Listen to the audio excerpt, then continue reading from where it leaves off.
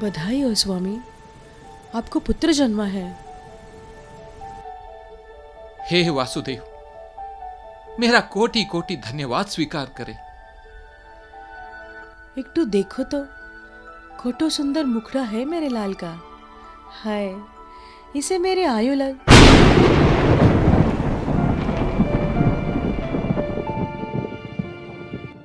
हे विधाता, इस शिशु के जन्म से पहले मेरे 2 नवजात शिशु पैदा होते ही यमराज को प्यारे हो गए। कृपया अब इस शिशु के प्राण बख्श दीजिए। अब इस मां का हृदय और यातना नहीं झेल सकता। विधाता को कोसने से क्या लाभ दुरिका? प्रत्येक जीव अपने कर्मानुसार दुख अथवा सुख भोगता है। यदि इस शिशु के भाग्य में जीवन काल लिखा है तो यह अवश्य ही जिएगा।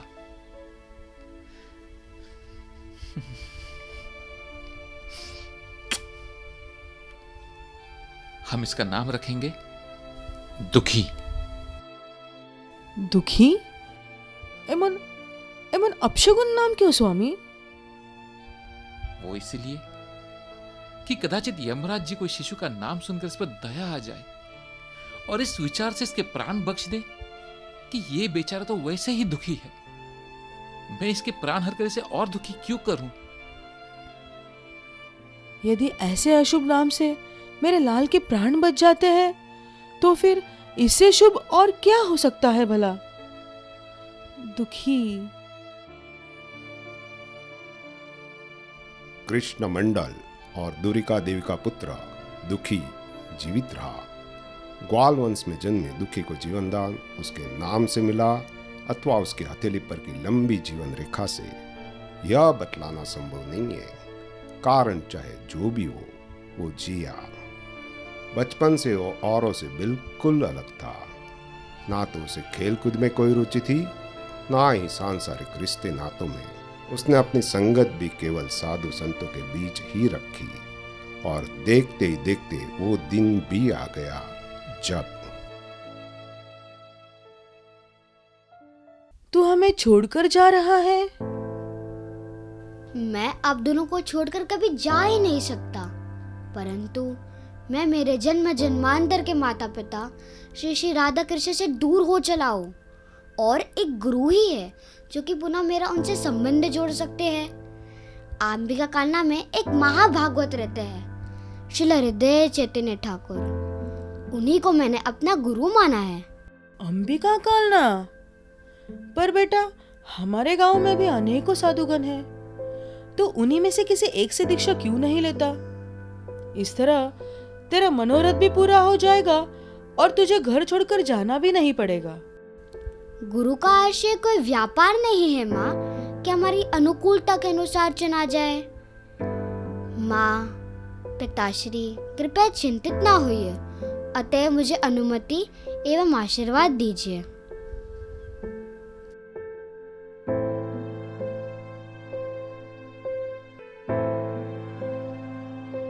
अंततः दुखी अंबिका कालना में श्री हृदय चैतन्य के पास जा पहुंचा।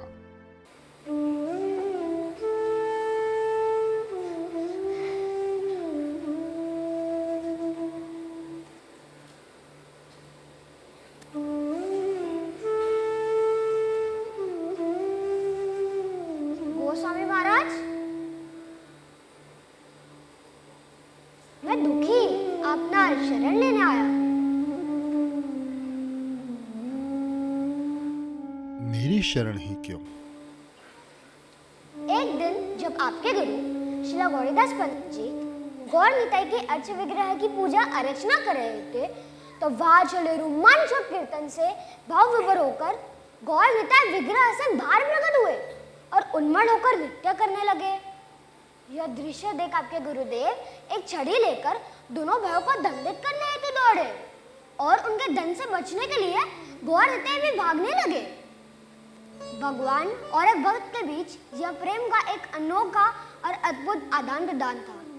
श्री गौरीदास पंडित जी महाप्रभु के पास महाप्रभु एक आश्रय ढूंढने लगे और अपने समक्ष आपको पाकर वे सीधे आपके हृदय में प्रवेश कर गए। हे महात्मा, आपकी भक्ति इतनी शुद्ध और निर्मल है कि स्वयं महाप्रभु ने आपके हृदय में आश्रय लिया है। मैं आपका शरण इसे लेने आया हूँ क्योंकि अपने हृदय में महाप्रभु को कैसे धारण किया जाए, ये आपसे अच्छा और मुझे कोई नहीं सिखा सकता।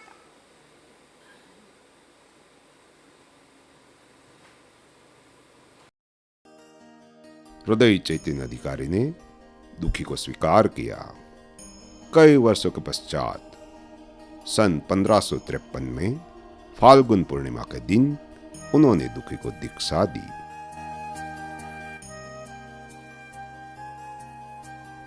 दुखी नहीं, दुखी कृष्णदास, आज से यही तेरा नाम है।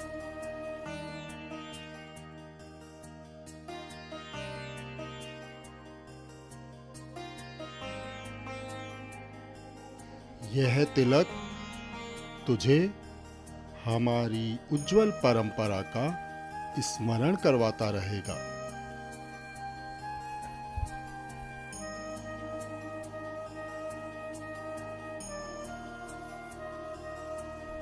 आज से निरंतर इस मंत्र का जाप करते रहना।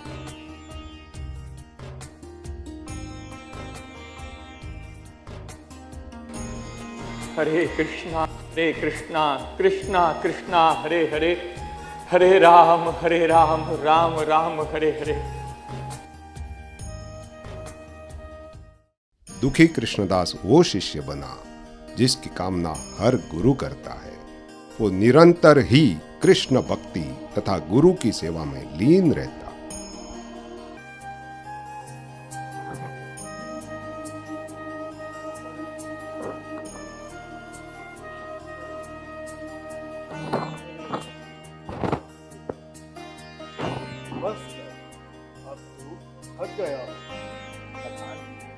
थकान तो भार उठाने से होती है ना गुरुदेव, और जिस गुरु ने इस जीव के जन्म जन्मांतर के इंद्रिय तृप्ति के भोगों के आधार पर बने हुए सभी कर्मों का भार स्वयं उठा लिया हो, ऐसे गुरु की थोड़ी सी सेवा करने में कैसे थका। यही पाई गुरु सेवा सही बोरो भाग्यवान। अच्छा, क्या मिलेगा तुझे गुरु की सेवा करने से? আমাকে कृष्ण प्रेम। कृष्ण प्रेम चाहिए तो कृष्ण के पास जा। गुरु कौन होता है कृष्ण प्रेम देने वाला? आप मेरे साथ खेल रहे हैं ना गुरुदेव? क्या आज तक कोई गुरु को लांघकर कृष्ण तक पहुंच पाया है भला? अब कृष्ण इतने सस्ते तो नहीं कि बस यूं ही मिल जाए बिना किसी प्रयास के। और प्रयास भी तभी सफल होता है जब अधिकृत गुरु के मार्गदर्शन में रहकर प्रशिक्षण प्राप्त करके किया जाए। इसीलिए गुरु के विषय में सभी शास्त्रों का एक ही मंतव्य है, साक्षात धरित्वेना समस्त शास्त्रे। गुरु परमेश्वर से अभिन्न, उन्हीं की शक्ति, उन्हीं की प्रतिनिधि है। इसलिए प्रत्येक प्रामाणिक शिष्य अपने गुरु को उसी स्तर पर पूजना चाहिए जिस स्तर पर वो साक्षात भगवान को पूजता है। सच कहूं तो आपका ये दुखी कृष्णदास कृष्ण को नहीं जानता और ना ही जान पाएगा। ये यदि कुछ जानता है तो केवल और केवल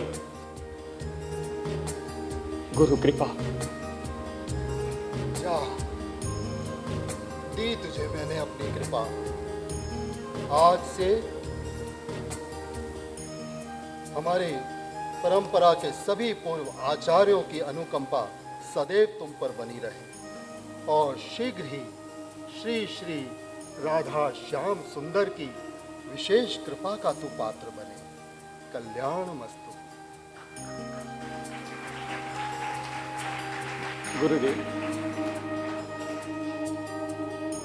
कई वर्षों से मन में एक आश है, यदि आपकी आज्ञा हो तो मैं आपसे कुछ मांगना चाहता हूं। क्या मांगना चाहता है? हमें वृंदावन जेते चाहिए। वृंदावन? वृंदावन क्यों जाना चाहता है? भक्त बनने?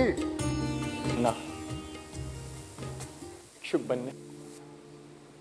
यदि उत्तर में कुछ भी और कहा होता तो मैं कतई तुझे जाने की अनुमति नहीं देता। सच कहूं तो तुझे छोड़ने का मन नहीं करता, परंतु अपने निजी स्वार्थ के लिए मैं तुझे ब्रजभूमि से दूर भी नहीं रख सकता। जा और वहां जाकर शीला जीव गोस्वामी की शरण लेना, उनकी खूब सेवा करना तथा उनके नेतृत्व में षड गोस्वामियों द्वारा लिखित ग्रंथों का अध्ययन करना। एकदम आपनार आदेश अनुसार मैं शिला जीव गोस्वामी में आप ही की छवि देखकर उन्हें तन मन से पूजूंगा, उनकी सेवा करूंगा।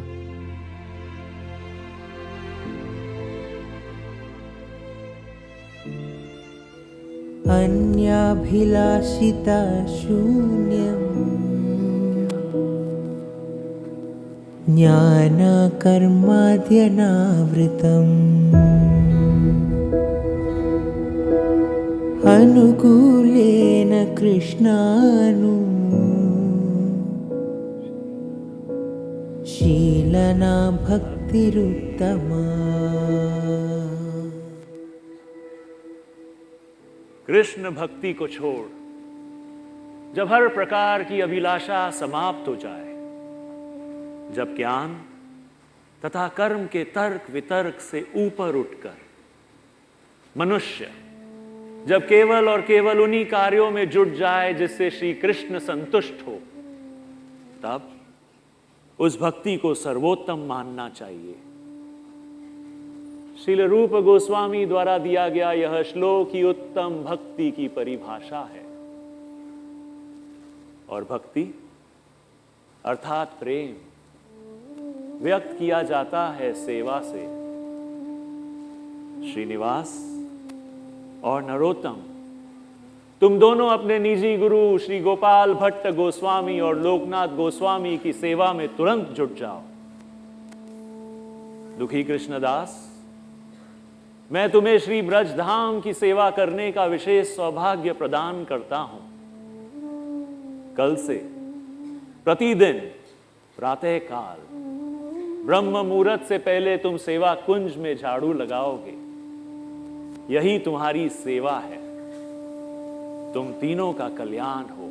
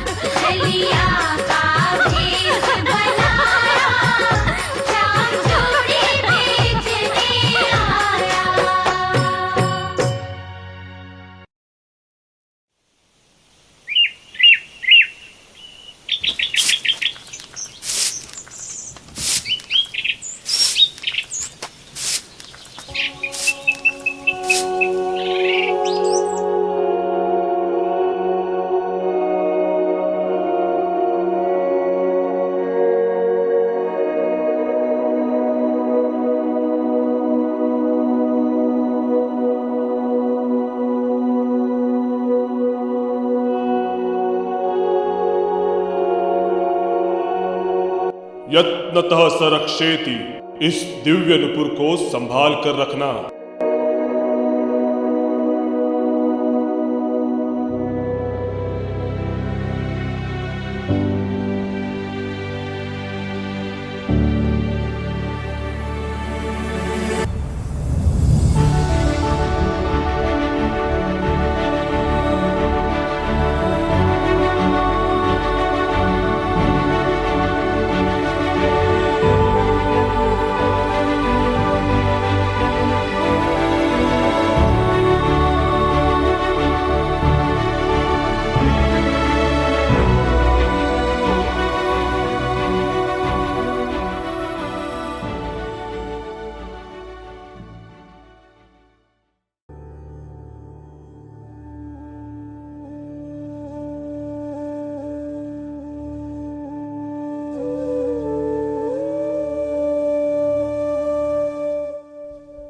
काल होने को है। इससे पहले कि मेरी सांस उठ जाए, मुझे मेरा मंजूगोश नुपुर ढूंढकर मेरे गांव यावत पहुंचना ही होगा।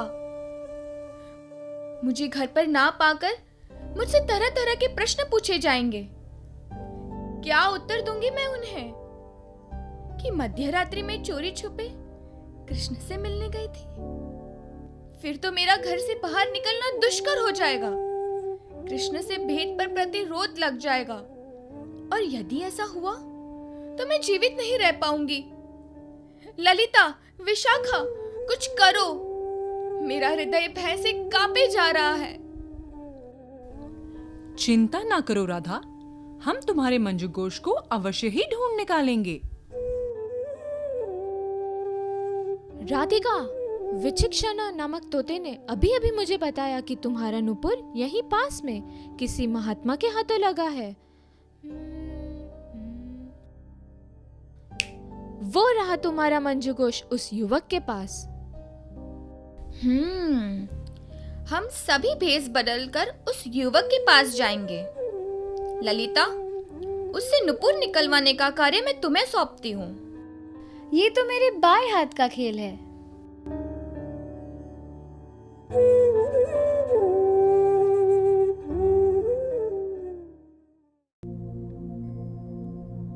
अरे सुनो भाई, मैं यावत गांव से कन्याकुब्जा ब्राह्मण स्त्री हूँ। क्या तुम्हें इस कुंज में झाड़ियों के बीच कोई नुपुर मिला है? हाँ, मिला है। मिला है तो दे दो मुझे। जी, देता हूँ।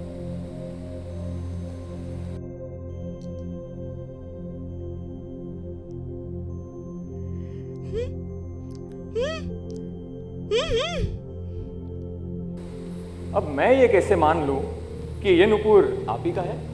लो, कर लो बात। अरे मेरा ही है।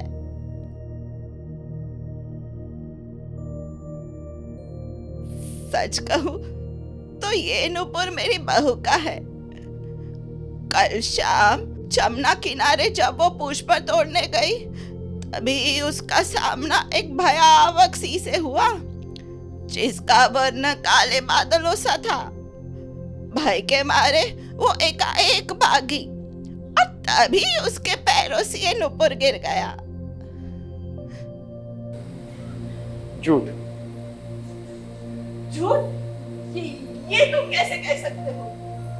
अब ये नुपुर ऐसे ऐसे दिव्य रत्नों से सुसज्जित है जो सामान्यतः पाए नहीं जाते। इसे देख तो लगता है कि कोई अवश्य श्रीमंत या दैविक व्यक्ति ही इस नुपुर का वास्तविक अधिकारी हो सकता है। और आपको देखकर ऐसा लगता नहीं है कि आपकी बहू कोई श्रीमंत या कोई दैविक प्रकृति की हो?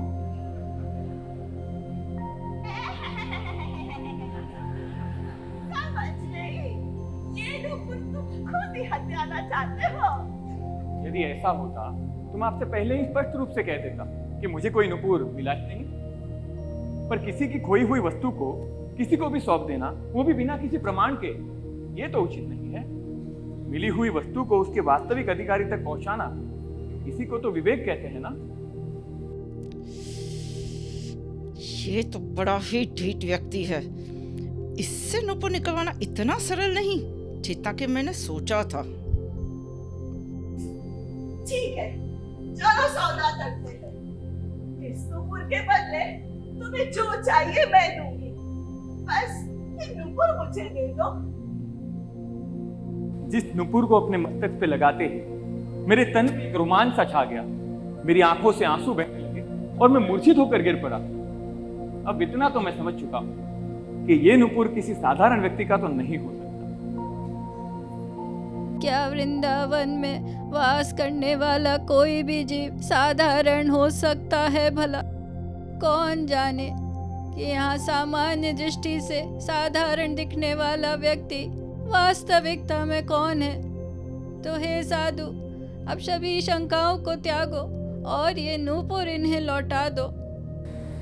आपका दिया हुआ तर्क 100% सत्य है, पर इससे अभी भी ये प्रमाणित नहीं होता कि ये नुपुर इनका है।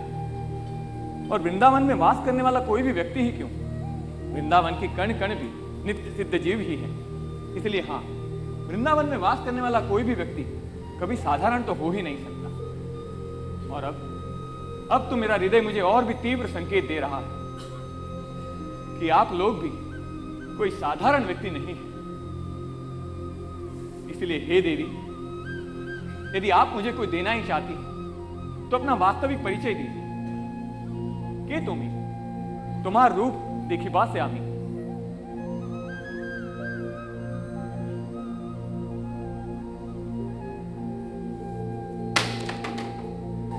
मैं तुम्हें मेरा वास्तविक रूप दिखा दूं, परंतु तुम्हारी ये नेत्र मेरे इस प्रज्वलित रूप का दृश्य सह नहीं सकेंगे। यदि आपकी कृपा है तो असंभव भी संभव हो सकता है।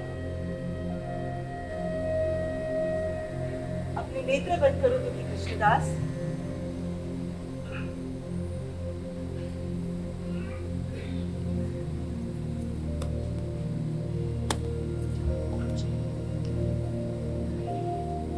अब अपने नेत्र खोलो दुखी कृष्णदास।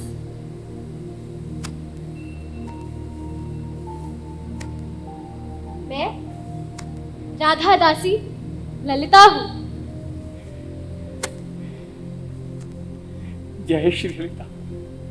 शुद्ध कंचन गुंजाभा, शुभ्र वस्त्र सुलोचना, कोटि कंदर्प लावण्य, कोटि दूम ललिका सखी। हे ललिता सखी, आपके दर्शन पाकर ये दुखी कृष्णदास धन्य हो गया। मेरा जीवन सार्थक हो गया। मां, मेरा जीवन सार्थक हो गया। तुम्हारा अनुमान सही था।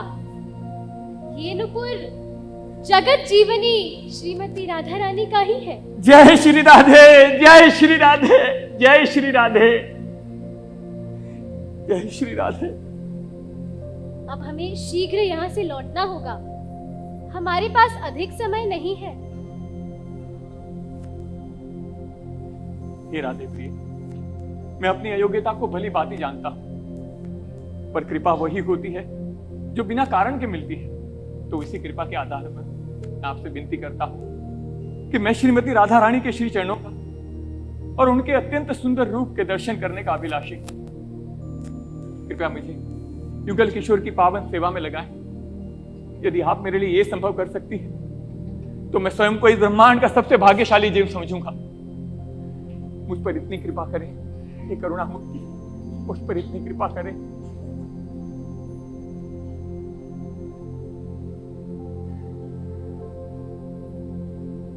हे राधे, अब मैं क्या करूं? ललिता, दुखी कृष्णदास दीर्घ कालों से मेरा अनन्य भक्त रहा है। मेरे दर्शनों को लेकर इसकी लालसा अत्यंत तीव्र है, परंतु इसके इस देह में इसकी ये मनोकामना पूरी नहीं हो सकती। इसे मेरा राधा मंत्र बतलाओ और तत्पश्चात राधा कुंड ले जाओ। अवश्य।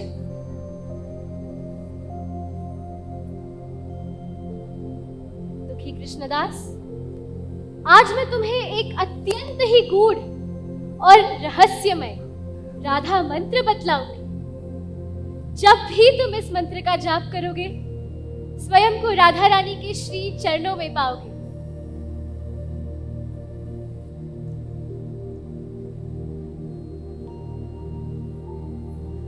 जय श्री राधे, श्री राधे।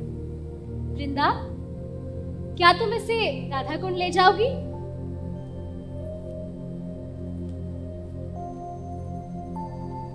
श्री राधे। राधा कुंड में स्नान करते समय इस मंत्र का ध्यान करना। आज तुम्हारे साथ कुछ अद्भुत घटने वाला है।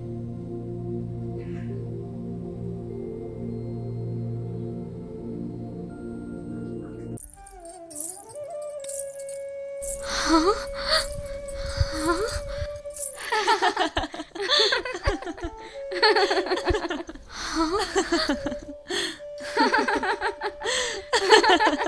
चकित ना हो दुखी कृष्णदास। राधा कुंड के पावन जल में डुबकी लगाने के पश्चात तुम अपने मूल स्वरूप कनक मंजरी के रूप में प्रकट हुई हो। हाँ, आध्यात्मिक जगत में यही तुम्हारा परिचय है। कनक मंजरी के रूप में तुम ललिता सखी तथा राधा रानी की नित्य सेवा करती हो। अब चलो, राधा रानी तुम्हारी प्रतीक्षा कर रही है।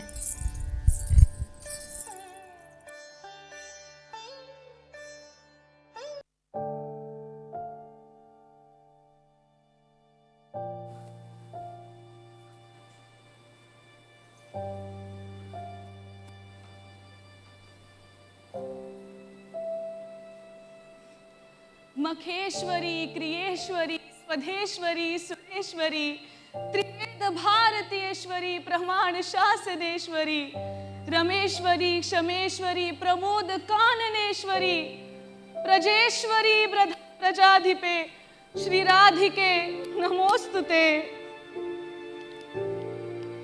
हे राधे, जहां बड़े बड़े ऋषि मुनियों और तपस्वियों को भी आपके दर्शन दुर्लभ हैं, अहो भाग्य मेरे कि मुझे आपके दर्शन प्रदान हुए।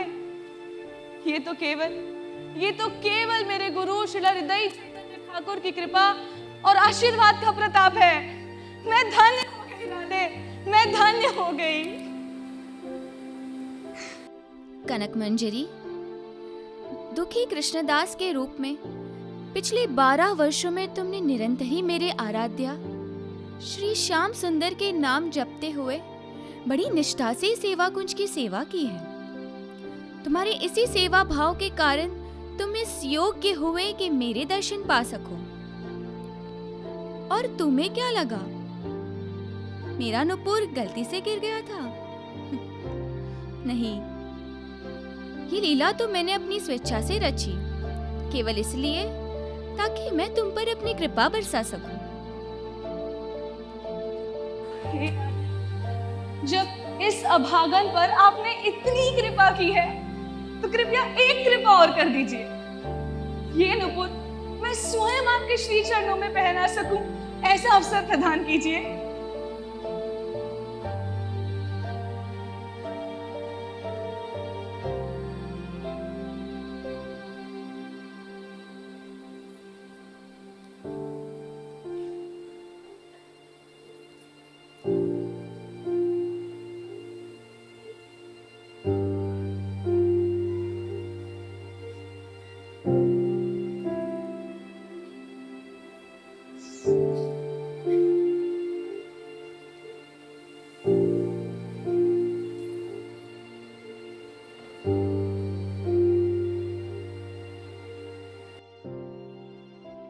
ललिता, इसके मस्तक पर मेरे नुपुर से एक नया तिलक बनाओ।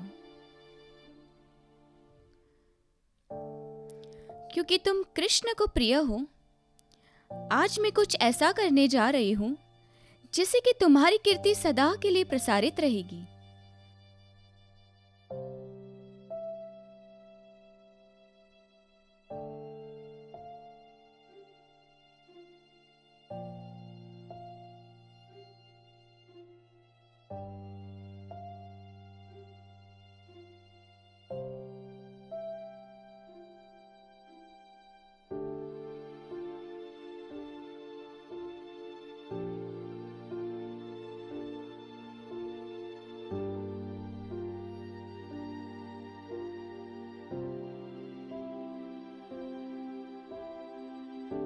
आज से तुम इसी आकार का तिलक धारण करोगे, ये श्याम मोहन तिलक। नया तिलक तो मिल गया, परंतु मुझे लगता है इसे एक नया नाम भी दिया जाना चाहिए। भौतिक जगत का इसका नाम दुखी कृष्णदास, बड़ा ही भद्दा नाम है। कृष्ण का दास दुखी हो सकता है भला, इसीलिए इसका नाम बदला जाना चाहिए। सुझाव है विशाखा। ललिता, कनक मंजरी तुम्हारी निजी सेविका, इसे एक नया नाम देकर इसका जीवन मंगलकारी बनाओ।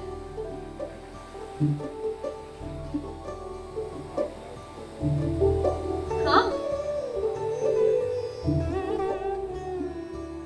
क्योंकि इसने शाम की श्यामा को अपार आनंद दिया है।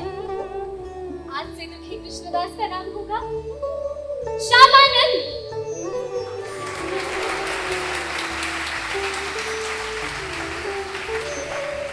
अब जा और श्रीमती राधा रानी को उनका खोया हुआ नुपुर पहना।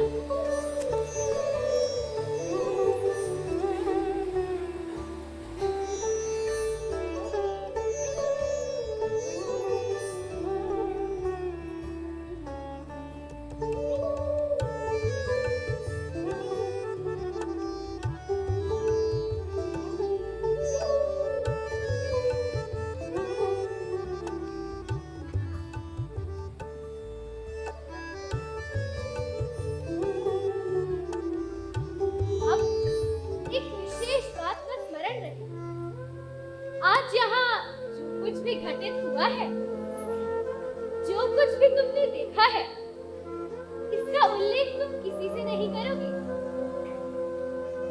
किसी से भी नहीं करोगी, अन्यथा तुम्हारी मृत्यु निश्चित है और तुम राधा रानी की कृपा से वंचित रह जाओगे। हाँ, चाहो तो जीव गोस्वामी मात्र को तुम बता सकते। मैं आपकी इस आज्ञा का अर्थात आप मुझे पुनः लौट जाने के लिए कह रही हैं? नहीं नहीं, हे राधे, आपके साक्षात दर्शन पाने के बाद भला वो कौन सा जीव होगा जो माया और दुखों से भरे भौतिक जगत में लौटना चाहेगा? मुझे इतना घोर भट मत दीजिए। मैं तो हमेशा से आपके संग में रह के आपकी सेवा करना चाहती हूँ। श्यामानंद, तुम तो स्वयं श्रील अद्वैत आचार्य के महाभाव की अतिकरण। तुम जैसे नित्य सिद्ध जीव को इस धरती पर एक विशेष कार्य हेतु ही भेजा जाता है, कृष्ण भक्ति के प्रचार द्वारा जन कल्याण। अभी तो तुम्हें इस धरती पर बहुत से महत्वपूर्ण कार्य करने हैं।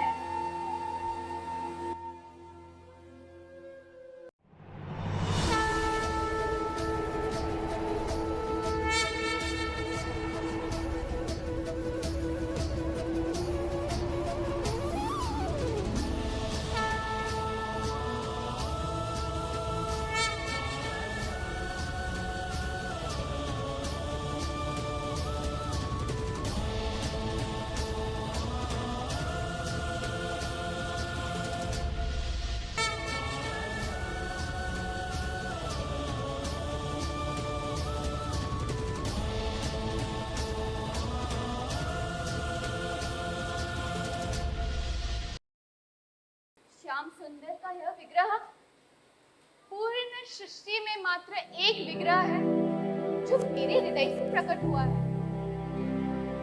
इस विग्रह की नित्य सेवा तुम्हें मेरे विरह से होने वाली पीड़ा को सहने की शक्ति देगा तथा तुम्हें अपार आनंद देगा।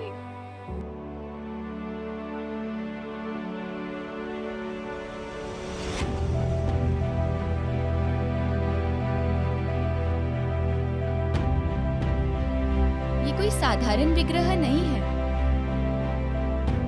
पूर्ण श्रद्धा से जो इस विग्रह के केवल एक बार दर्शन करेगा, उसकी भूत तथा भविष्य की 10 पीढ़ियां निसंदेह परम धाम गोलोक वृंदावन को प्राप्त करेगी। श्याम सुंदर जी की मंदिर की 4 प्रदक्षिणा मानो ब्रह्मांड की प्रदक्षिणा बराबर होगा। सभी तीर्थ क्षेत्र की यात्रा और पावन नदियों में स्नान करने बराबर होगा। इस विग्रह की आराधना करने वाला महात्मा सारे संसार को मोक्ष दिलवाने की क्षमता रखेगा। इसलिए हे श्यामानंद, इस विग्रह की अर्चना द्वारा वो शक्ति अर्जित करो जिसे से तुम विश्व भर कृष्ण भक्ति का प्रचार कर सको। मैं तुम्हें आश्वासित करती हूँ कि इस जीवन के पश्चात तुम पुनः कनक मंजरी के रूप में मेरे नित्य सेवा में लौट आओगे। श्यामानंद, अब हम लौट चलते हैं। तुम्हारा कल्याण। राधे, राधे।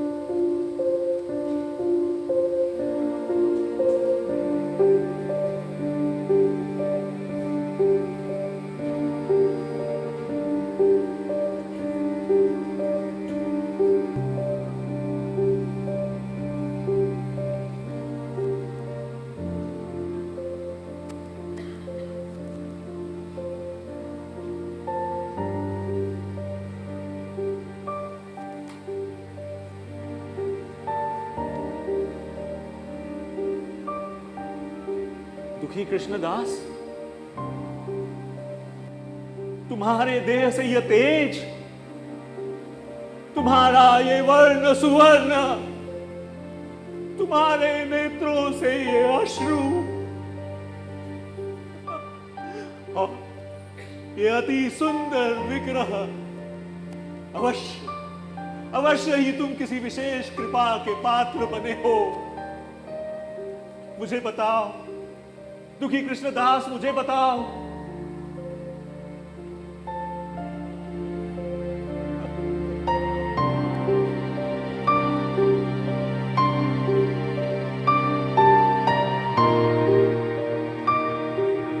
जय हो वृषभानु नंदिनी, जय श्री राधे, जय श्री राधे।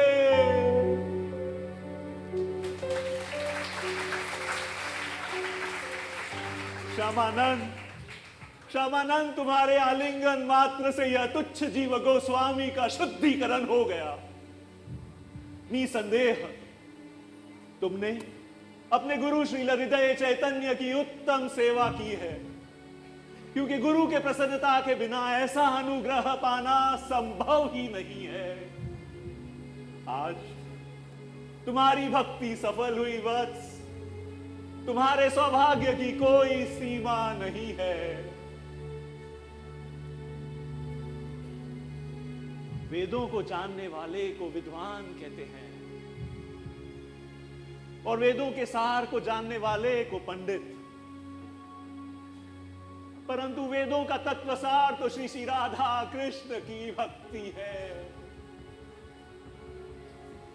और क्योंकि तुमने इस सार को जान लिया है, तुम पंडित के उपाधि के योग्य हो। श्यामानंद, यह नाम तुम्हें ललिता देवी ने दिया था, पंडित की उपाधि मैं तुम्हें देता हूं। आज से तुम्हारा नाम होगा श्यामानंद पंडित।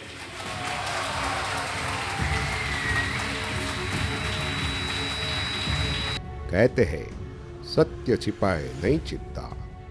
श्यामानंद का तेज तथा उनके नाम और तिलक में परिवर्तन का समाचार पूरे वृंदावन में फैल गया और देखते ही देखते यह बात बंगाल में उनके गुरु हृदय चैतन्य के कानों तक भी जा पहुंची।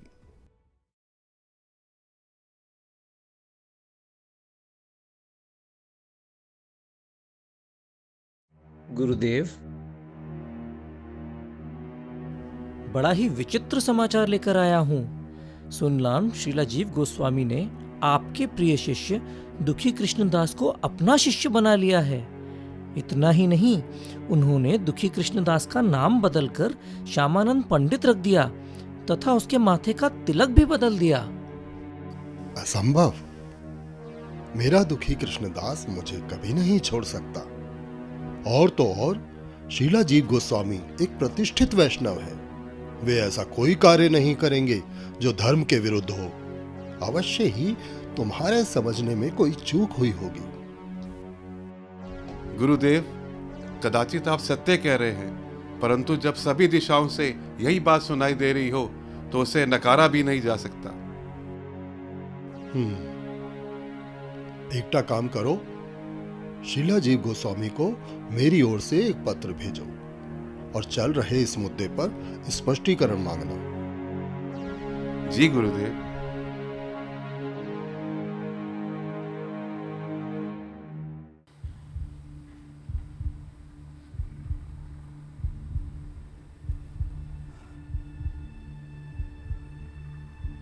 गोस्वामी महाराज, जिस बात का भय था वही बात हो गई।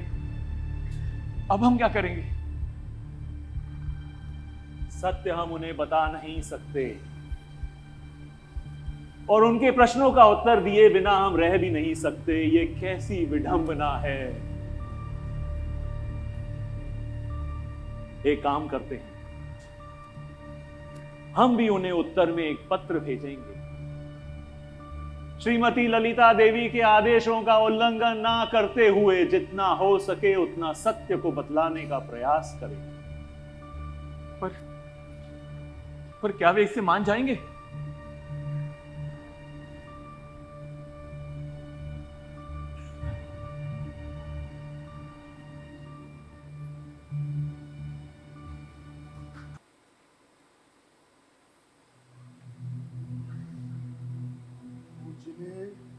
हृदय चेतन ठाकुर जी, आपके चरणों में मेरा प्रणाम स्वीकार करें। मुझ पर लगाए गए आरोपों से मुझे कष्ट हुआ है। मैं आपको आश्वासन देता हूं कि दुखी कृष्णदास केवल आपका शिष्य है और आपका ही रहेगा।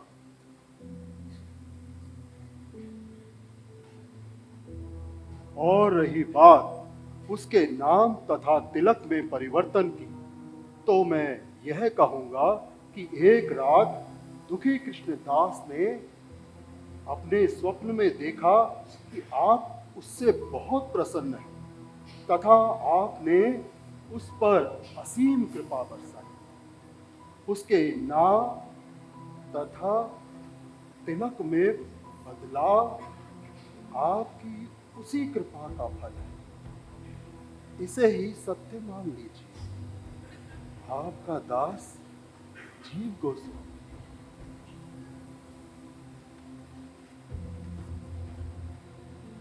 मेरी कृपा का फल और स्वप्न में दुखी कृष्ण दास पर मैंने कृपा बरसा दी। अपनी कृपा देनी हो तो मैं ऐसे ही दे दूं। स्वप्न में देने का क्या अर्थ? इस पत्र को पढ़ने के बाद अब मेरे मन में संशय उत्पन्न हुए। श्रीला जीव गोस्वामी एक नित्य सिद्ध जीव हैं।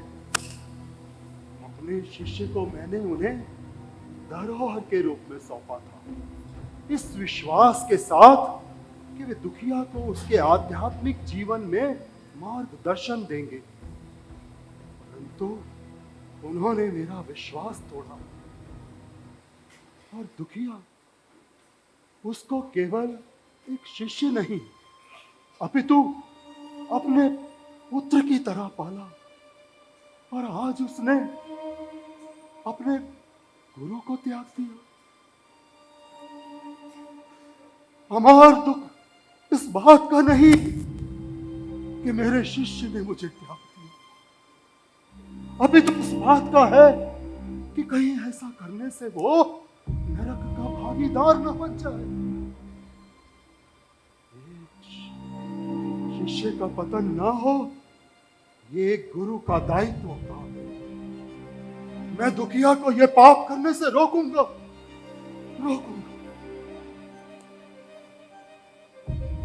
चलो अब हम वृंदावन चलेंगे। हमारे गौड़िया संस्था के सभी वरिष्ठ महंतों को ये संदेश भेज दो कि हमारे साथ वृंदावन चलकर एक घोर अनर्थ को घटने से रोके। अब खाऊंगा दूध का दूध और पानी खाऊंगा। गौड़ीय संस्था के 64 महंत, अनेकों साधुगण तथा हजारों वैष्णव वृंदावन जा पहुंचे। मानो सारा वैष्णव समाज इस ऐतिहासिक कड़ी को देखने के लिए उपस्थित था, क्योंकि एक गुरु और उसके शिष्य के बीच ऐसा तनावपूर्ण प्रसंग ना तो पहले कभी घटा था और कदाचित ना ही भविष्य में कभी घटेगा।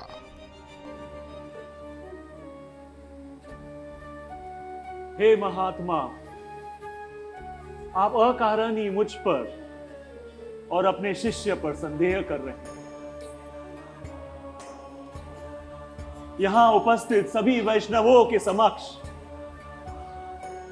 मैं पुनः आपको आश्वासित करता हूं कि श्यामानंद केवल आपका शिष्य है। श्यामानंद केवल आपका। मेरा शिष्य दुखी कृष्णदास है। इस विचित्र तिलक वाले श्यामानंद को मैं अपना शिष्य कतई नहीं मानता। गुरु त्याग के बाद अब इस औपचारिकता की कोई आवश्यकता नहीं। गुरु आपे अवली पतस्य कार्य कार्यम अजानतः उत्पथ प्रतिपन्नस्य परित्यागो विधिते। महाभारत के इस श्लोक के अनुसार यदि कोई गुरु इंद्र तृप्ति भोग से आसक्त होकर पूरी तरह पथभ्रष्ट हो जाए, तब ऐसे गुरु को त्यागना ही अच्छा है। हे कृष्णदास, सच बता, क्या तुझे ऐसा लगता है कि तेरा गुरु पथभ्रष्ट हो चुका है? एकदम ना। तो फिर किस आधार पर तू मेरा परित्याग करके किसी और को अपना गुरु मान बैठा? शास्त्र ये भी बताते हैं कि बिना उचित कारण के गुरु को त्यागने वाला शिष्य न केवल गुरु को अपितु वो तो स्वयं हरि को ही त्यागता है। ऐसे चरित्रहीन शिष्य को त्यागने में फिर तो हरि भी विलंब नहीं करते। गुरु त्याग, गुरुवर, आपना त्यागने का विचार तो मैं अपने स्वप्न में भी नहीं सोच सकता। परंतु स्वप्न के बहाने गुरु को त्यागने का दुर्विचार तूने अवश्य ही किया। बातें तो बड़ी बड़ी करता है, तनिक सच बोलने का साहस। बता, तेरा नाम और ये तिलक किसने बदला है? मौन क्यों है? मैं तुझे आदेश देता हूं, मुझे सत्य बता। गुरुदेव, झूठ मैं आपसे बोल नहीं सकता और सत्य मैं आपको बता नहीं सकता, यही मेरी विवशता है। पर एक बात को कहने में मुझे तनिक भी संकोच नहीं कि मेरे जीवन में जो कुछ भी शुभ घटा है वो केवल और केवल आप की कृपा का फल है। गुरुदेव, अबार घूम फिर कर पहेली बुझा रहा है। यदि तूने सचमुच ही स्वप्न में ऐसा कुछ देखा है, तब स्वप्न तो केवल स्वप्न होते हैं और स्वप्न को ही सत्य मान लेने वाले को मूर्ख कहते हैं। और स्वप्न को आधार बनाकर अपना नाम और तिलक बदलते हुए किसी और को अपना गुरु मान लेना, यह तो षड्यंत्र है।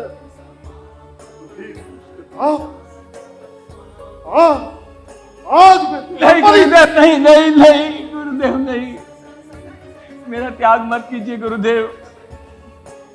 तुम्ही आम्हाके छोरे गेले, हमार की गति हो गई, मेरा त्याग मत कीजिए।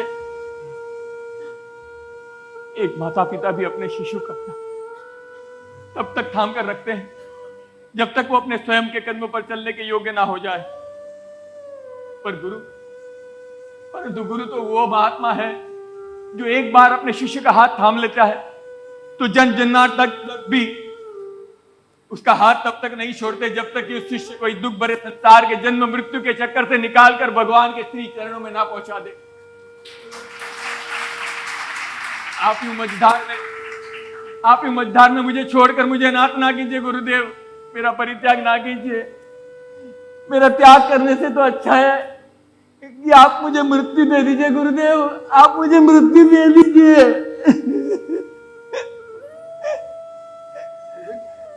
के लिए मुझे लगा कि मेरा दुखिया पुनः लौट आया है।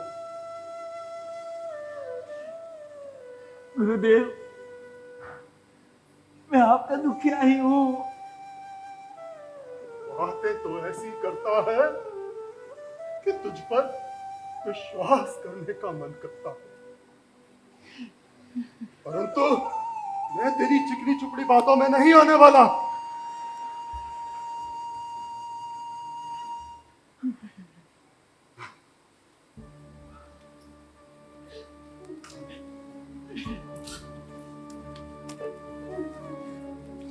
मेरी ही कृपा से मिला था ना तुझे ये नाम और ये तिलक, तो ले, मैंने अपनी कृपा वापस ले ली, मिटा दिया तेरा ये नाम और तिलक। मैं दोबारा तेरी छाती पर श्याम आनंद लिखूंगा और तेरे मस्तक पर तिलक बनाऊंगा। यदि तेरी बातों में सत्य है तो जब मैं पुनः उन्हें मिटाने का प्रयास करूं तो वो मिटने नहीं चाहिए। यदि तुझे अब भी लगता है कि तू निर्दोष है तो जा, दिया तुझे एक और अवसर स्वयं को निर्दोष सिद्ध करने का।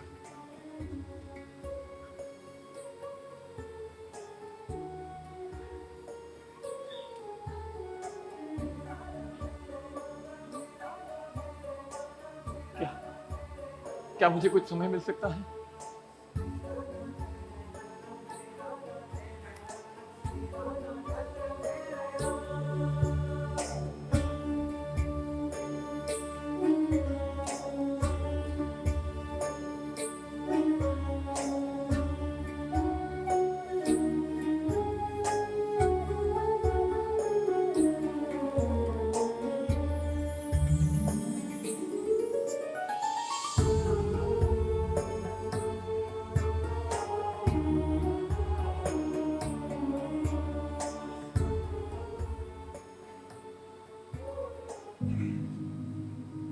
लंबे समय के बाद भी जब श्यामानंद पंडित चेतना में लौटकर नहीं आए तब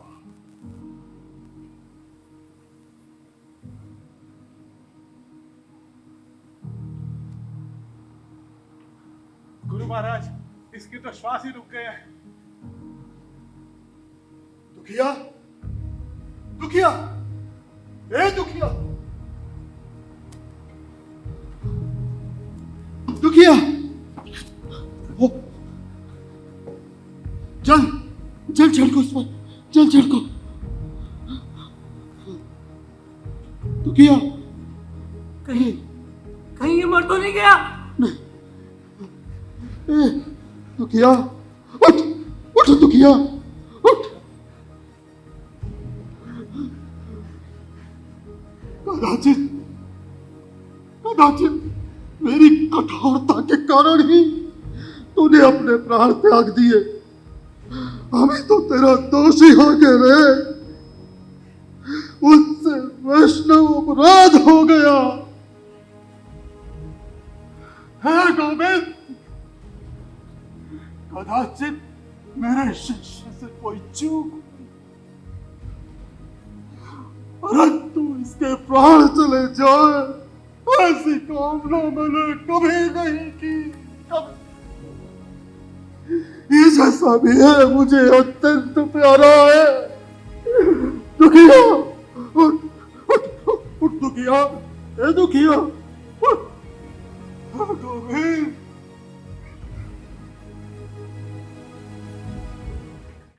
श्यामानंद पंडित मरे नहीं थे।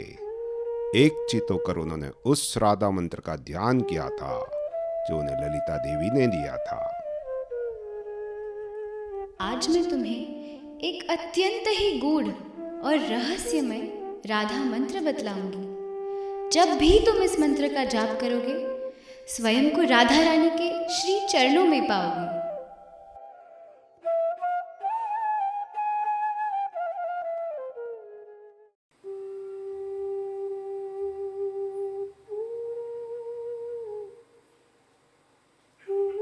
हे राधे, स्वयं को निर्दोष साबित करने के लिए मेरे गुरु ने मेरे सामने एक ऐसी चुनौती रखी है जिसका सामना मैं अपने दम पर नहीं कर सकती।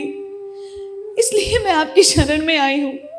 कृपया मेरी सहायता करें, अन्यथा मेरे गुरु मुझे त्याग देंगे। दुखी ना हो कनक मंजरी। यदि श्यामानंद के जीवन में यह समस्या मेरे कारण आई है तो इस समस्या का समाधान भी मैं ही किए देती हूँ। ललिता, क्या तुम सुबल सखा को बुला लाओगी? अवश्य।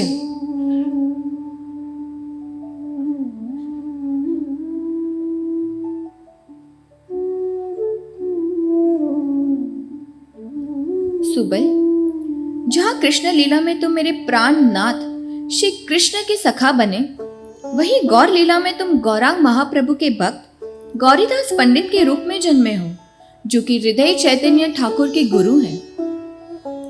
हमारी कनक मंजरी भौतिक जगत में हृदय चैतन्य की शिष्य श्यामानंद पंडित है। श्यामानंद के भक्ति भाव से प्रसन्न होकर मैंने ही उसे एक नया नाम तथा तिलक प्रदान किया था। हृदय चैतन्य इस सत्य से अनभिज्ञ है और इसी कारण उनका और उनके शिष्य के बीच का रिश्ता आज एक अत्यंत ही नाजुक मोड़ पर आ गया है। मैं चाहती हूँ कि गौरीदास पंडित के रूप में तुम अपने शिष्य और श्यामानंद के बीच के सारे तनाव को सुलझा दो। हे राधे, तुम जैसा चाहोगी ठीक वैसा ही होगा। अब तुम शीघ्र ही अपनी जगत लौट चलो, सब तुम्हारी प्रतीक्षा कर रहे हैं। तुम भयभीत मत होना। अब की बार मैं तुम्हारे नाम और तिलक को मिटने नहीं दूंगा। बस मेरा स्मरण करते रहना और मैं तुम्हें जो कहूं ठीक वही तुम अपने गुरु के सामने दोहराना, ठीक है?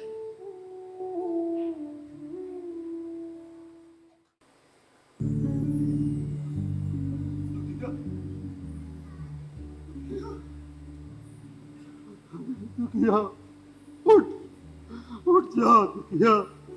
गुरुदेव, गुरुदेव, गुरुदेव, अभी अभी श्री गौरीदास पंडित जी बाबा मेरे पास आए थे। उन्होंने मुझे आश्वासन दिया है कि वो मुझे आपसे दूर नहीं होने देंगे। आप जो चाहे मेरी परीक्षा ले सकते हैं।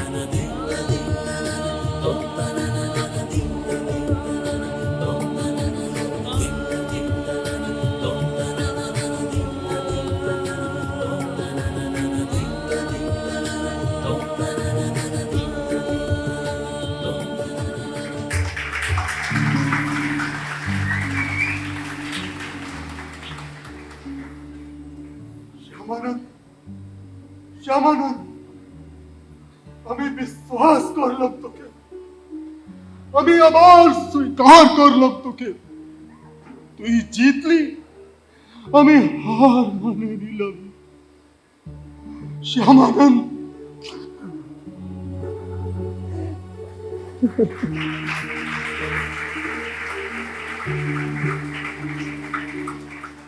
গোস্বামী মহারাজ, আমার এই মুখ এখনো জোগো রইলাম না, क्षमा करे दिन महाराज, क्षमा करे दिन।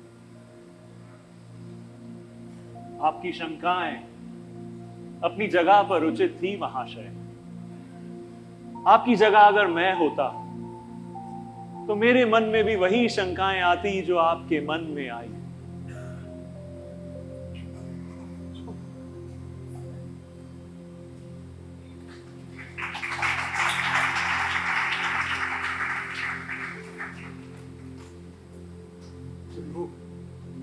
अब जबकि ये सारे संशय दूर हो गए हैं, तो क्यों ना हम सब मिलकर इस पवित्र ब्रज भूमि की 84 कोस की परिक्रमा साथ लगाएं। हरि बोल, हरि बोल।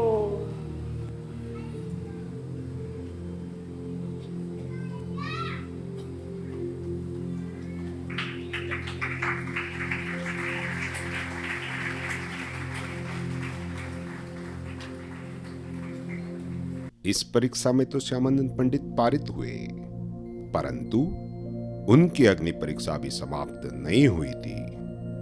गुरु और शिष्य के बीच एक ऐसे प्रसंग का घटना अब भी शेष था, जो कि उन दोनों के रिश्ते को या तो तोड़ सकता था या फिर और मजबूती से जोड़ सकता था। यह प्रसंग तब हुआ जब 84 कोस परिक्रमा लगाते हुए वैष्णव की टोली उस स्थान पर पहुंची जहां पर कुछ व्रजवासी रासलीला की लघु नाटिका कर रहे थे। मेरे अंग अंग राधा राधा राधा श्री राधा राधा, मेरे अंग अंग राधा मेरे संग संग राधा, मेरे अंग अंग राधा मेरे संग संग राधा, मैंने रट न लगाई रे, मैंने रट न लगाई रे, राधा तोरे नाम की राधा राधा, मैंने रट न लगाई रे, राधा तोरे नाम की, मैंने रटना लगाई रे, राधा तोरे नाम की, कान्हा बंसी बजाए रे, कान्हा बंसी बजाए रे, राधा तोरे नाम की, राधा राधा, मैंने रटना लगाई रे, राधा तोरे नाम की, मैंने रटना लगाई रे, राधा तोरे नाम की। श्री राधा श्री राधा श्री राधा राधा राधा, श्री राधा श्री राधा श्री राधा राधा राधा, श्री राधा श्री राधा श्री राधा राधा राधा, श्री राधा श्री राधा श्री राधा राधा राधा, हरे कृष्णा हरे कृष्णा कृष्ण कृष्णा हरे हरे, गौरांगी श्री राधे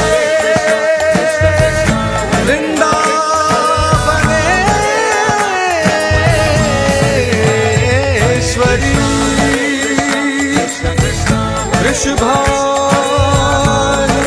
वृषभानुसुते देवी,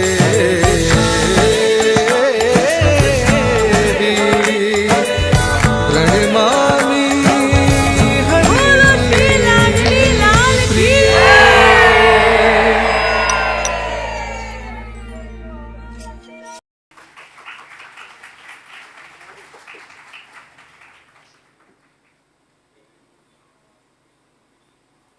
जय राधे व्रज देवी के च ललिते, जय विशाखे च सर्वदासी गणे, माधुर्य भावे तुम्हें सर्व करो सेवा समर्पण। कबे आमे पाइबो ऐसे भावे तुम्हार दासीरेर चरण।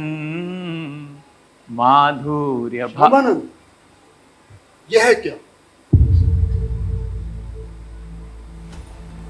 मेरे गुरु श्रीला गौरीदास पंडित ने मुझे सखा भाव में श्री कृष्ण के साथ संबंध जोड़ना सिखाया तथा मैंने भी तुझे सखा भाव का ही पाठ दिया है, परंतु हमारी परंपरा के विरुद्ध जाकर तू माधुर्य भाव का प्रदर्शन कर रहा है। यह तो मेरा और मेरे गुरु दोनों का अपमान है। ये सहजियापन तुझे किसने सिखाया? गुरुदेव, मुझे लगा था कि हमारे बीच के सभी तनाव मिट चुके हैं, पर नहीं। अभी भी मैं स्वयं को एक प्रामाणिक शिष्य प्रमाणित करने में असफल रहा। गुरुदेव, आपके गुरुदेव श्रील गौरीदास पंडित जी बाबा जी महाराज भगवान के धाम में सुबल सखा है, जो सदैव ही राधा भाव में लीन रहते हैं। और आप दोनों ने कृष्ण के साथ अपने संबंध को सखा भाव में रहकर ही परिपूर्ण किया है। पर फिर भी आध्यात्मिक जगत में आपका मूल उद्देश्य यही रहता है कि किस प्रकार आप गोपियों की सहायता कर सके ताकि वो अपनी सेवा उत्कृष्ट रूप से कर सके। चाहे शांत भाव हो, दास्य भाव हो, वात्सल्य भाव हो या माधुर्य हो, इन सभी रसों का समागम क्या माधुर्य भाव में नहीं होता? तो अब तू अपने गुरु को ज्ञान देने चला है क्या? मैं क्या आपको ज्ञान दूंगा गुरुदेव? मैंने जो कुछ भी पाया है वो आप ही से पाया है, और एक शिष्य के लिए अपने गुरु के सामने मूर्ख बने रहने में ही उसका मंगल है। तो मेरा आदेश मान, त्याग अपना ये गोपी भाव और सखा भाव में रहकर श्री कृष्ण के साथ अपना संबंध स्थापित कर, क्योंकि यही हमारी परंपरा है। गुरुदेव, आप ये भली भांति जानते हैं कि आध्यात्मिक जगत में मेरी स्थिति क्या है, फिर भी आप मुझसे। प्रत्येक व्यक्ति का कृष्ण के साथ संबंध विशेष होता है, अनोखा होता है, और जो जिस भाव में उन्हें भजता है वो भाव को नहीं भुला सकता, नहीं मिटा सकता। क्या मिश्री अपने मीठेपन को, क्या नमक अपने खारेपन को, और क्या मिर्च अपने तीखेपन को कभी मिटा सकती है? नहीं गुरुदेव, नहीं। मुझे क्षमा कर दीजिए, मैं चाह कर भी श्री राधा कृष्ण के प्रति अपने इस भाव को नहीं बदल सकता, नहीं बदल सकता।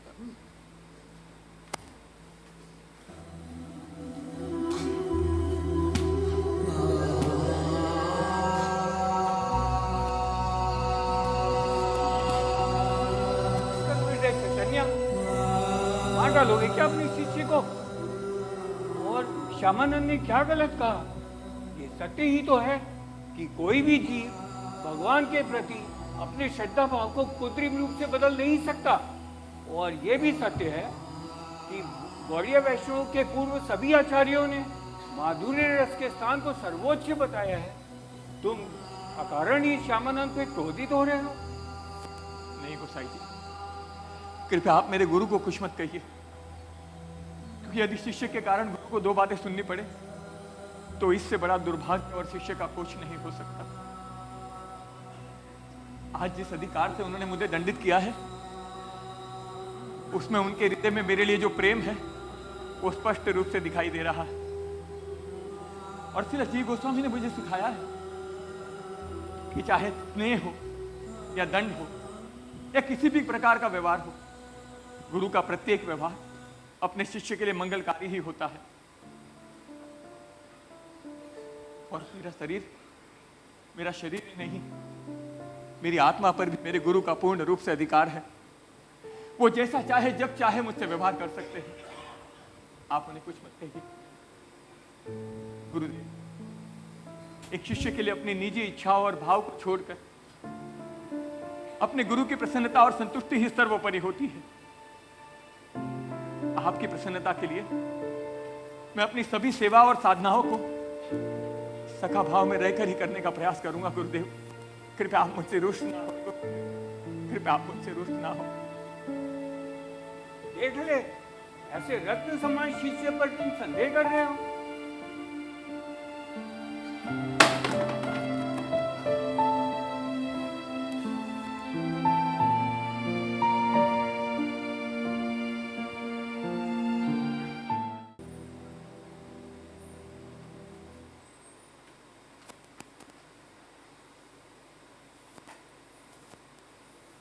उठो हृदय चैतन्य ठाकुर।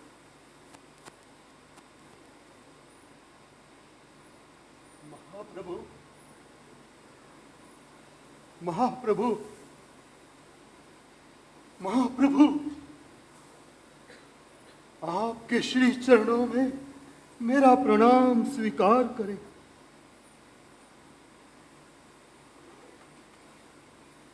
महाप्रभु, परंतु यह क्या? रक्त से लथपथ आपकी ये उत्तरी। ये तो आप ही की देन है ठाकुर महाशय। मेरी देन? मैं कुछ समझा नहीं। कल जब आप श्यामानंद को पीट रहे थे, ये कोई देख नहीं पाया, परंतु आपके लाठी की हर मार को स्वयं मैंने अपने पीठ पर खाई है। नो, नो प्रभु, नो। एक ही अनर्थ हो गेलो। हमें तो आपनो दोषी हो गेलो। श्यामानंद दोषी हो गेलो।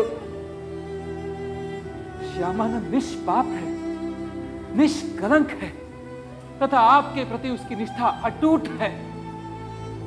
इसीलिए भविष्य में कभी भी उस पर संदेह ना करना। नहीं प्रभु, नहीं करूंगा। परंतु हे सच्ची नंदन, आपके और मेरे शिष्य के प्रति मुझसे प्रचंड अपराध हुआ है। मैं आपसे विनती करता हूँ, मुझे कड़ा से कड़ा दंड दे, अन्यथा मैं अपने प्राणों को त्याग के प्रायश्चित करूंगा। आपका दंड तो यही है कि वैष्णवों की सेवा में आप 12 दिनों का एक बड़ा महोत्सव आयोजित करें। अवश्य करूंगा प्रभु, अवश्य करूंगा।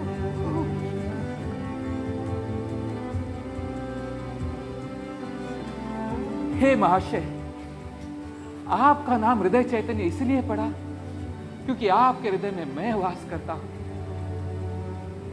परंतु स्वयं मेरे हृदय में श्यामानंद वास करता है।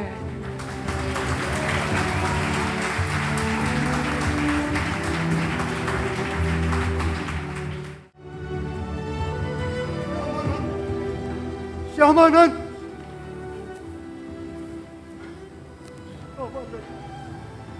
मैंने तुझ पर बहुत अत्याचार किए, तुझे बहुत पीड़ा दी, मुझे क्षमा कर दे।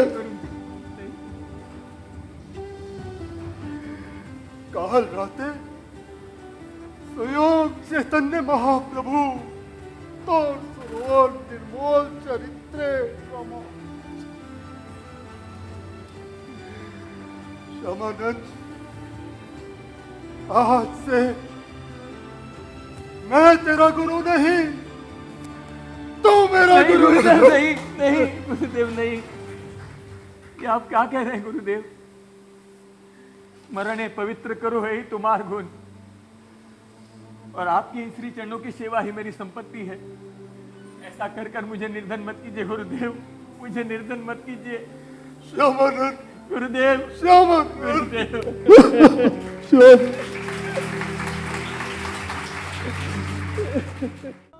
कई वर्ष बीत गए। एक दिन श्री कृष्ण ने स्वप्न में आकर श्यामानंद पंडित को उत्कल देश अर्थात ओडिशा जाकर प्रचार करने का आदेश दिया। ये वो समय था जब सारा भारतवर्ष मुगल राज के शोषण से प्रताड़ित था। मुगलों के हाथों महाराज प्रतापरुद्र के पराजय के बाद बंगाल और ओडिशा भी पठान राजाओं के अधीन हो गया। वैष्णव को ये दिन भी देखना पड़ा कि जगन्नाथ जी के मंदिर पर ताला लग गया।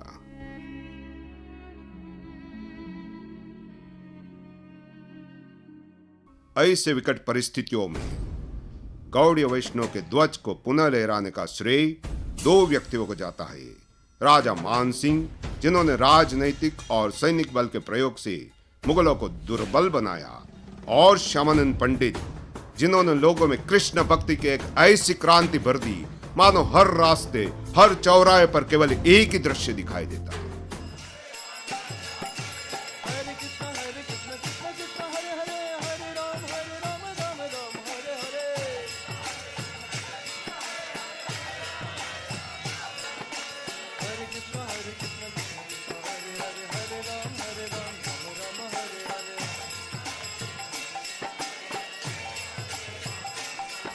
बंद करो ये नाच गाना।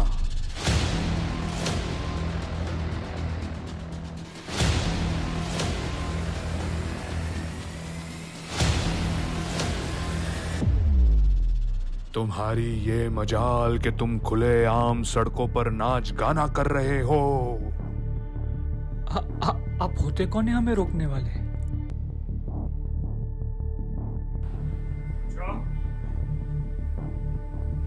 कौन रोकेगा मुझे? तू या फिर तुम्हारी इस नाचने गाने वालों की जमात में से कोई अकेला निहत्था? इस शेर खान के इरादों को डगमगाने वाला आज तक इस कायनात में पैदा नहीं हुआ। सिर्फ नाम में शेर लगा लेने से कोई शेर नहीं बनता शेर खान।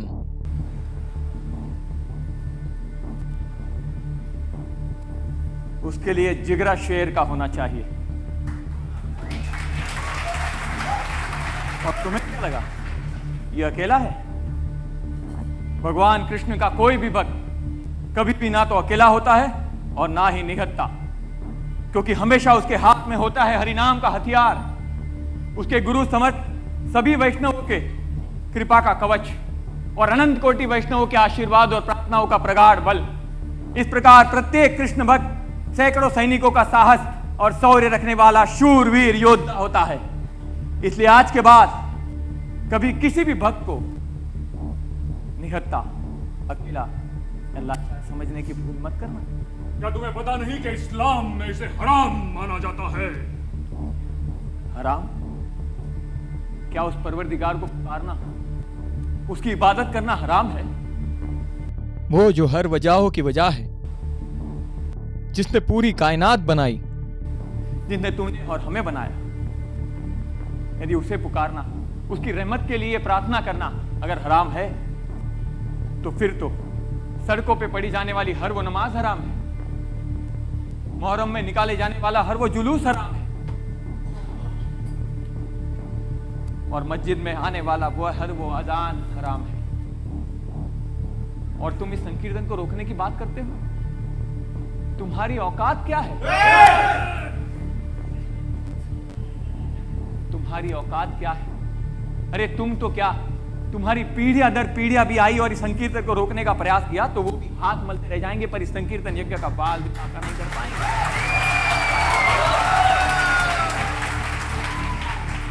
ना तन से, ना मन से, ना धन से, ना छल से, ना बल से, ना दबाव से और ना प्रभाव से आज तक ये संकीर्तन ना तो कभी रुका है और ना ही कभी रुकेगा।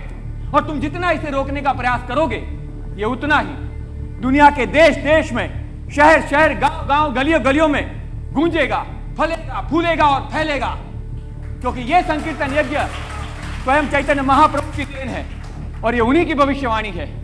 पृथ्वी ते याते याते नगरादि ग्राम सर्वत्र प्रचार होय बमुरना।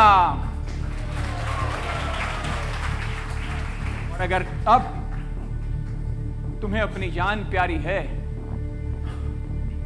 निकलो यहां से। क्या कहा तुमने? वही जो तूने सुना, दोहराना मैं आवश्यक नहीं समझता। संकीर्तन पुनः आरंभ किया जाए। क्या हुआ? आप सब इतने भयभीत क्यों हैं? हरि हमारी रक्षा अवश्य करेंगे। और नहीं की तो? ये बात सच है कि भक्ति का कोई अंत नहीं होता, पर उसकी शुरुआत हमेशा श्रद्धा से होती है। और जिस शरीर के लिए तुम इतने चिंतित हो, वो आज नहीं तो कल एक ना एक दिन समाप्त होना ही है। तुम्हें ये पूर्ण विश्वास होना चाहिए कि हरि हमारी रक्षा अवश्य करेंगे। और अगर फिर भी हरि की यही इच्छा है, इस संकीर्तन आंदोलन में हम अपने प्राणों की आहुति दे दें तो दे देंगे इस संकीर्तन यज्ञ में अपने प्राणों की आहुति। क्या इससे मंगलकारी मृत्यु हमारी कभी हो सकती है?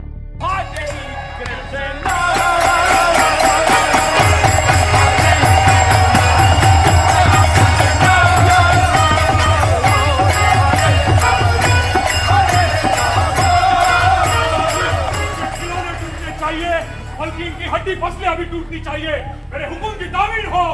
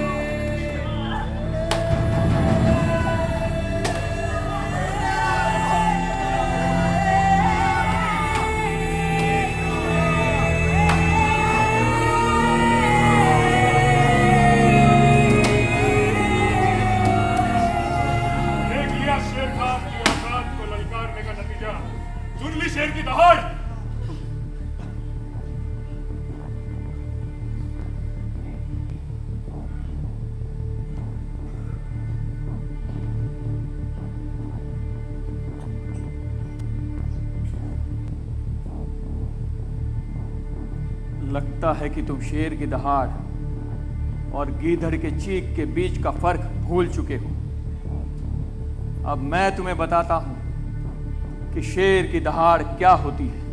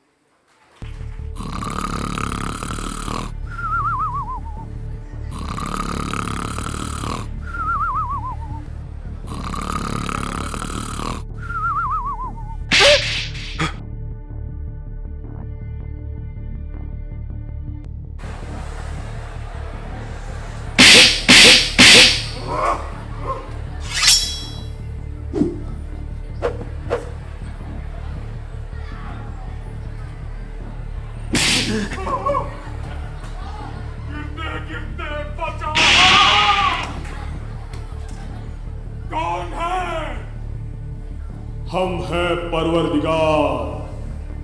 या अल्लाह, इस नाचीज का सलाम कबूल करे। दूर हो जाओ हमसे। मुझसे नाराजगी की वजह हुजूर? कल भरे बाजार में तुमने हमारे चाहने वालों पर बड़ा जुल्म किया। आपके चाहने वाले तो हम हैं ना, जो आपकी इबादत करते हैं। वो लोग तो काफिर हैं। नामकूल, कौन हमसे कितनी मोहब्बत करता है ये अब तुम हमें बतलाओगे? माफी हुजूर, मगर श्यामानंद की चाहत में ऐसा क्या है जो हमारी चाहत में नहीं? जीव दया। शेर खान, इबादत हमारी तो सभी करते हैं, मगर हमारे दिल को अजीज वो होते हैं जो सभी जीवों के प्रति दया और प्रेम की भावना रखते हैं। उन लोगों की इबादत हमें बिल्कुल कबूल नहीं जो धर्म के नाम पर लोगों को बांटते हैं और बेकसूर लोगों का खून बहाते हैं। ऐसे दरिंदों को जन्नत हासिल नहीं होती, उनकी तो मंजिल जहन्नुम है। शेर खान, श्यामानंद हमसे बेइंतहा मोहब्बत करता है और तुम्हारी इबादत तो महज एक दिखावा है। नहीं हुजूर, नहीं, मुझे माफ कर दो हुजूर। मैं बेवकूफ ये समझ ही नहीं पाया कि इबादत किसे कहते हैं। मैं क्या करूं हुजूर? आप ही बताइए मैं क्या करूं कि आपके और आपके चाहने वालों के साथ में रहकर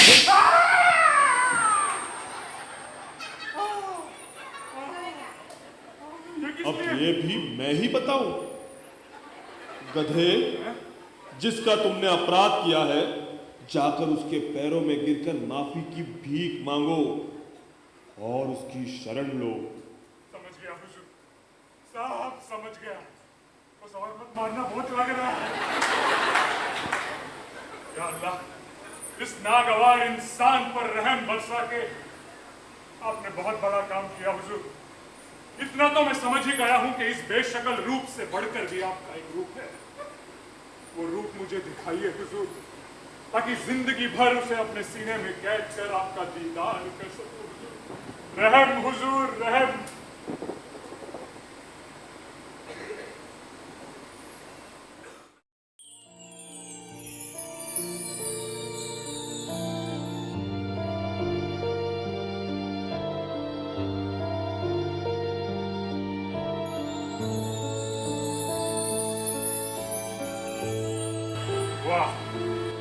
आपके जैसा कोई मिला ही नहीं, आपके जैसा कोई मिला ही नहीं।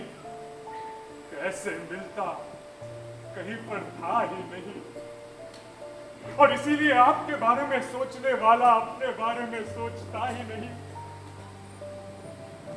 आज से ये शेर खान आपसे वादा करता है कि जिंदगी भर आप और आपके चाहने वालों की खिदमत करूंगा। किसी से नहीं डरूंगा, ना चाकू की नोक से, न तलवार से। बंदा डरता है तो सिर्फ परवरदिगार से। आज से ये जिंदगी आपकी,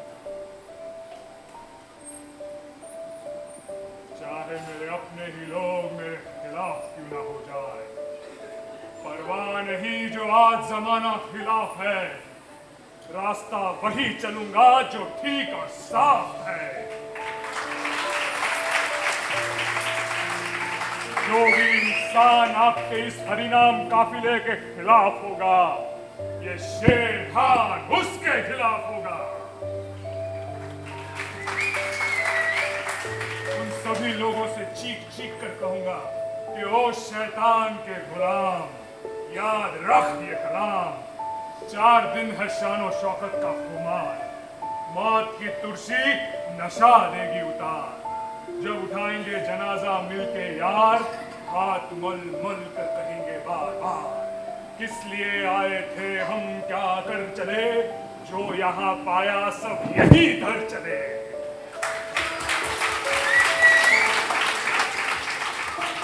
कांच के टुकड़े ढूंढने चला, हीरा मिल गया।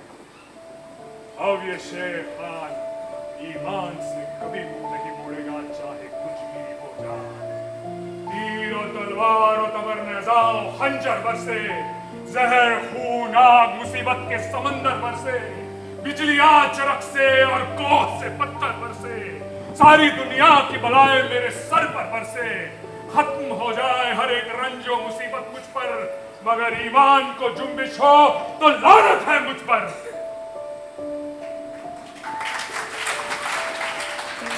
ईमान से जिस तरह एक नौकर अपने मालिक से वफादार रहता है, आज से ये शेर खान आपके श्यामानंद पंडित से वफादार है। रहम हुजूर।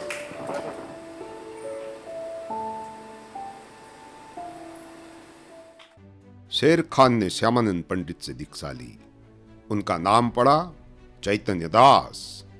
शेर खान की तरह अनेकों मुसलमानों ने श्यामानंद पंडित की शरण ली।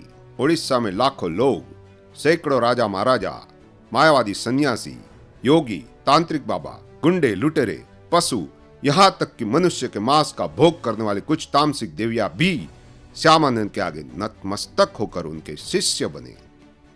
यदि कृष्ण भक्ति की पहली लहर स्वयं चैतन्य महाप्रभु की देन थी, तो दूसरी लहर में सारे ओडिशा को डुबोने का श्रेय श्यामानंद पंडित और उनके प्रमुख शिष्य रसिकानंद को जाता है। दोनों ने मिलकर भारत भूमि पर लगभग 3500 मंदिर बनवाए और इस प्रकार अपने लंबे जीवन काल में श्यामानंद पंडित ने राधा रानी की भविष्यवाणी को सिद्ध कर दिखलाया। तुम जैसे नित्य सिद्ध जीव को धरती पर एक विशेष कार्य हेतु ही भेजा जाता है, कृष्ण भक्ति की प्रचार द्वारा जन कल्याण। परंतु श्यामानंद को लेकर राधा रानी की अंतिम भविष्यवाणी का फलीभूत होना अब भी शेष था। राम हरे हरे। गुरुदेव,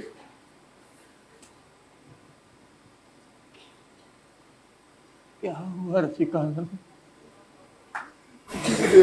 चैतन्य ठाकुर, अब हमारे भी